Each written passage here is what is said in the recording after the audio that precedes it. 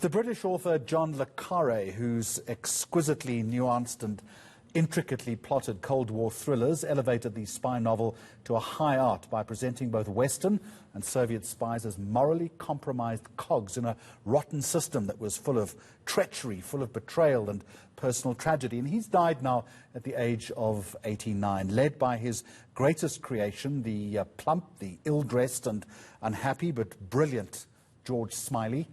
Le Carré's spies, says the New York Times, were lonely, disillusioned men whose work was driven by budget troubles, bureaucratic power, and opaque machinations of politicians. I want to talk now to Dr. Ron Irwin from the Centre for Film and Media Studies at the University of Cape Town, and like me, I think a fan of Le Carré's work.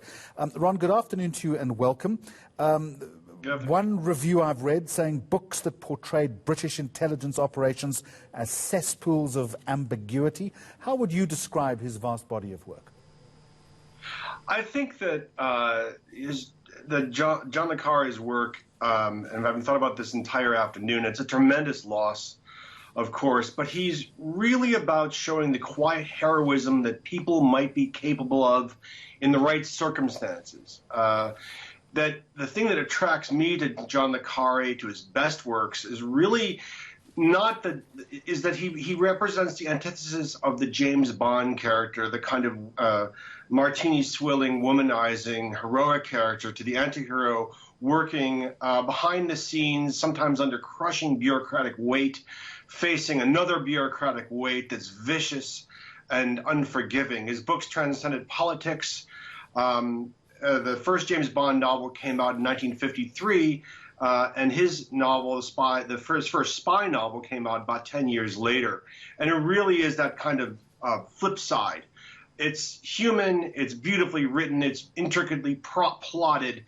Everything about John le Carré is worthy of note and long memory. But beyond that, and this is the greatest compliment you could give him, his books really are going to appeal to people who have no interest in the spy novel whatsoever.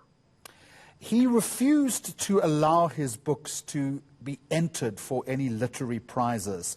But critics, as I've just mentioned, think that his works were literary novels of the first order. How would you describe them, though? Were they popular novels or literary novels?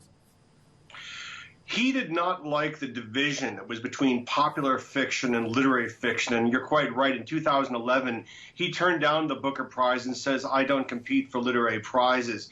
And rightly so. At the University of Cape Town in the creative writing department, Professor Andre Brink, who was nominated 3 times for the Nobel Prize for Literature, used to say that he thought John le Carré should have certainly won the Nobel Prize, and I agree with him. It's not just that he really created his own kind of supergenre and then transcended it.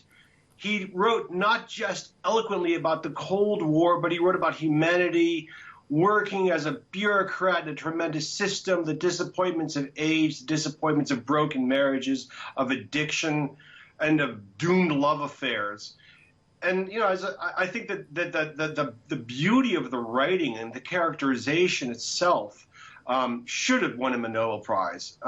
It wouldn't have gone to somebody who earned sums, who was such a popular writer, but he certainly deserved it. John le Carré, or David Cornwell, which was his real name. If you were to recommend, Ron, a final question to our audience who haven't experienced it before, to step into the world of John le Carré, where's the jump-off point? Is it the Cold War stuff that he wrote, or his work beyond the fall of the Berlin Wall? If you've never read le Carré, go get The Spy Who Came In From the Cold, written in 1963, his first novel. It's a short novel. It's a beautiful novel. You don't need to know anything about the Cold War to be absolutely gripped by it. And you can go watch the Richard Burton movie online.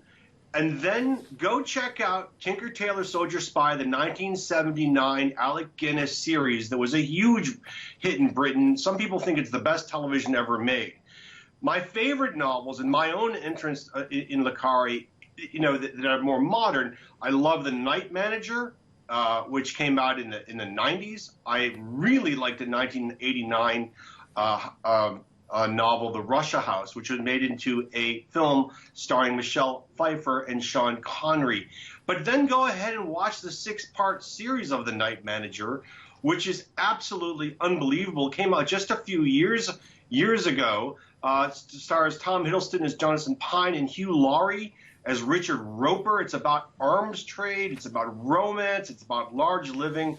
Every single episode is wonderful. And the novel, of course, is fantastic. And I thank you for joining us this afternoon, Dr. Ron Irwin from the Centre for Film and Media Studies at the University of Cape Town. Monday lunchtime, still to come.